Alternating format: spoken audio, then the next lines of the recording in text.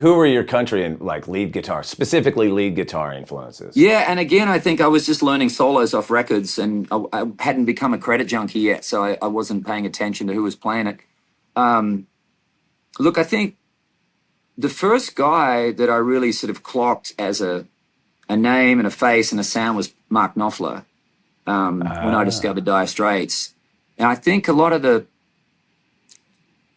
sort of bridge and fusion between pop, rock, country, all of it probably came from Mark. You know, the way he distilled everything down from Hank Marvin and Chet, of course, and his own influences into what he did. And it was so melodic and very vocal. So Mark was a massive influence. But country-wise, probably Ray Flacke on the Ricky Skaggs records was where I discovered Pickin.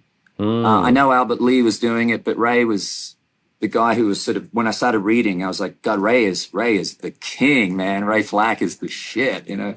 So I discovered him when I was about 15, and I was in a band called Fractured Mirror, which was this heavy metal band. So we were doing Judas Priest, Scorpion, White Snake. What? Iron Maiden. Now you're speaking my language here, Keith. Yeah, and I was just a guitar. I wasn't they had a lead singer, so I was just playing guitar. But I had discovered Ray Flacke at the exact same time. So like, I was in this band for 1 year. We're playing a gig.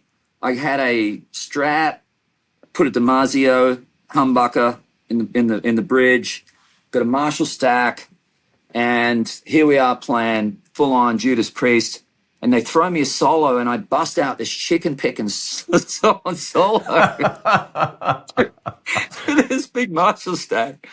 And I remember vividly the lead singer looking at me like, "What the fuck are you doing?" And they fired me. So I knew I had an identity crisis right then and there. Too funny. It's interesting you say Mark Knopfler, because I do hear a lot of his style and tone in the Stupid Boy solo. Oh, yeah. Thank you. I mean, he's a massive influence.